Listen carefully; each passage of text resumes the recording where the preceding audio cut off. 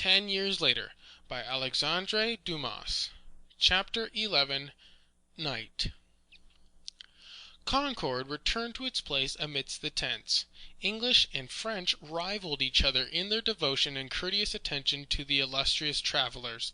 The English forwarded to the French baskets of flowers, of which they had made a plentiful provision to greet the arrival of the young princess. The French, in return, invited the English to a supper, which was to be given the next day. Congratulations were poured in upon the princess everywhere during her journey. From the respect paid her on all sides she seemed like a queen, and from the adoration with which she was treated by 2 or 3 she appeared an object of worship. The Queen Mother gave the French the most affectionate reception. France was her native country, and she had suffered too much unhappiness in England for England to have made her forget France. She taught her daughter, then, by her own affection for it, that love for a country where they had both been hospitably received, and where a brilliant future opened for them. After the public entry was over, and the spectators in the streets had partially dispersed, and the sound of the music and cheering of the crowd could only be heard in the distance, when the night had closed in, wrapping with its star-covered mantle the sea, the harbour, the town, and surrounding country, de Guiche, still excited by the great events of the day, returned to his tent, and seated himself upon one of the stools with so profound an expression of distress that Bragelonne kept his eyes fixed upon him until he heard him sigh, and then he approached him. The Count had thrown himself back on his seat, leaning his shoulders against the partition of the tent, and remained thus, his face buried in his hands, with heaving chest and restless limbs. "Are you suffering?" asked Raoul. "Cruelly." "Bodily, I suppose?" "Yes, bodily." "This has indeed been a harassing day," continued the young man, his eyes fixed upon his friend. "Yes, a night's rest will probably restore me. Shall I leave you?" "No, I wish to talk to you." "You shall not speak to me, Gouche, until you have first answered my questions." "Proceed, then." "You will be frank with me?" "I always am." "Can you imagine why Buckingham has been so violent?" "I suspect." "Because he is in love with Madame, is it not? One could almost swear to it, to observe him." "You are mistaken. There is nothing of the kind." "It is you who are mistaken, Raoul. I have read his distress in his eyes, in his every gesture and action the whole day." "You are a poet, my dear Count, and find subjects for your muse everywhere." "I can perceive love clearly enough." "Where it does not exist?" "Nay, where it does exist." "Do you not think that you are deceiving yourself, Gouche?" "I am convinced of what I say," said the Count. "Now inform me, Count," said Raoul, fixing a penetrating look upon him, "what happened to render you so clear-sighted?" Gouche hesitated for a moment, and then answered, "Self-love, I suppose." "Self-love is a pedantic word, Gouche." "What do you mean?" "I mean that, generally, you are less out of spirits than seems to be the case this evening." "I am fatigued." "Listen to me, Gouche. We have been campaigners together. We have been on horseback for 18 hours at a time, and our horses, dying from exhaustion or hunger, have fallen beneath us, and yet we have laughed at our mishaps. Believe me, it is not fatigue that saddens you tonight." "It is annoyance, then." "What annoyance?" "That of this evening." "The mad conduct of the Duke of Buckingham, do you mean?" "Of course, it is not vexatious for us, the representatives of our sovereign master, to witness the devotion of an Englishman to our future mistress, the second lady in point of rank in the kingdom?" "Yes, you are right, but I do not think any danger is to be apprehended from Buckingham."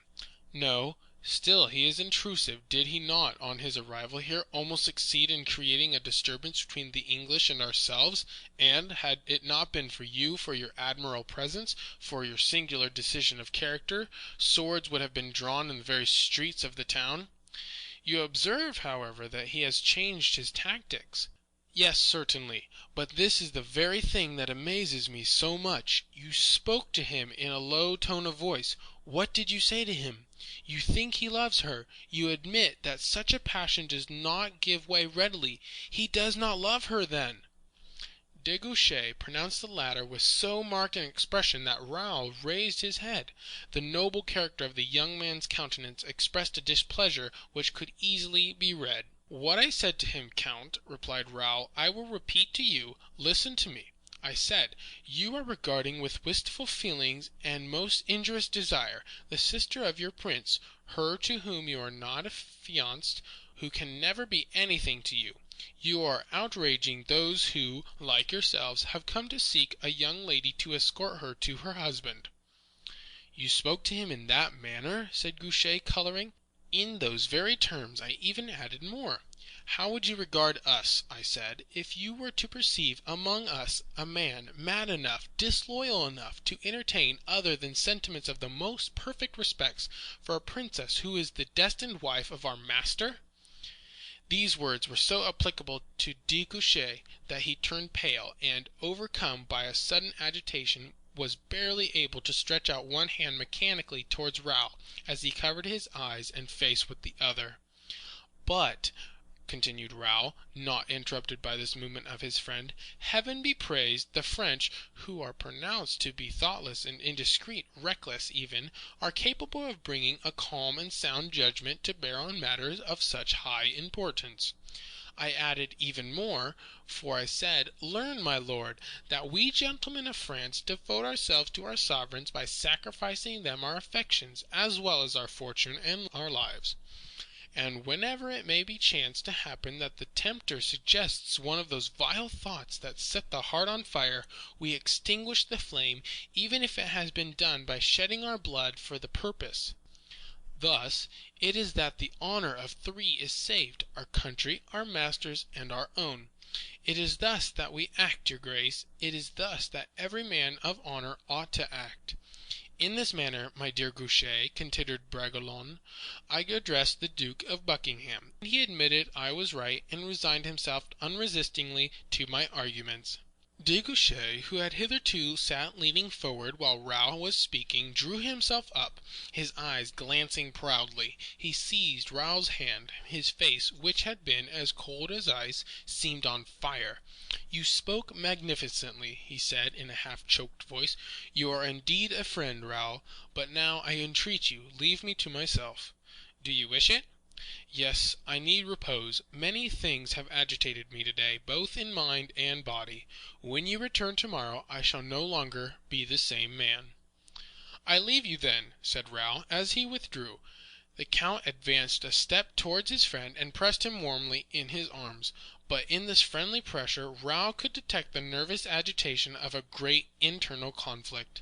The night was clear, starlit, and splendid. The tempest had passed away, and the sweet influences of the evening had restored life, peace, and security everywhere. A few fleecy clouds were floating in the heavens, and indicated from their appearance a continuance of beautiful weather, tempered by a gentle breeze from the east. Upon the large square in front of the hotel, the shadows of the tents, intersected by the golden moonbeams, formed as it were a huge mosaic of jet and yellow flagstones. Soon, however, the entire town was wrapped in slumber. A feeble light still glimmered in Madame's apartment, which looked out upon the square, and the soft rays from the expiring lamp seemed to be the image of the calm sleep of a young girl, hardly yet sensible of life's anxieties, and in whom the flame of existence sinks placidly as sleep steals over the body. Bragelonne quitted the tent with the slow and measured step of a man curious to observe, but anxious not to be seen. Sheltered behind the thick curtains of his own tent, embracing with a glance the whole square, he noticed that, after a moment's pause, the curtains of De Guiche's tent were agitated and then drawn partially aside. Behind them he could perceive the shadow of De Guiche, his eyes glittering in the obscurity, fastened ardently upon the princess's sitting apartment, which was partially lighted by the lamp in the inner room. Raoul, concealed in the shadow, divined the many passionate thoughts that established between the tent of the young ambassador and the balcony of the princess a mysterious and magical bond of sympathy, a bond created by thoughts imprinted with so much strength and persistence of will that they must have caused happy and loving dreams to alight upon the perfumed couch, which the count, with the eyes of his soul, devoured so eagerly. But De Guiche and Raoul were not the only watchers. The window of one of the houses looking on the square was open too. The casement of the house where Buckingham resided, by the aid of the rays of light which issued from its ladder, the profile of the Duke could be distinctly seen, as he indolently reclined upon the carved balcony with its velvet hangings. He also was breathing in the direction of the princess's apartment his prayers and the wild visions of his love. Raoul could not resist smiling, as, thinking of Madame, he said to himself, "Hers is, indeed, a heart well besieged," and then added, compassionately, as he thought of Monsieur, "and he is a husband well threatened too. It is a good thing for him that he is a prince of such high rank, that he has an army to safeguard for him that which is his own."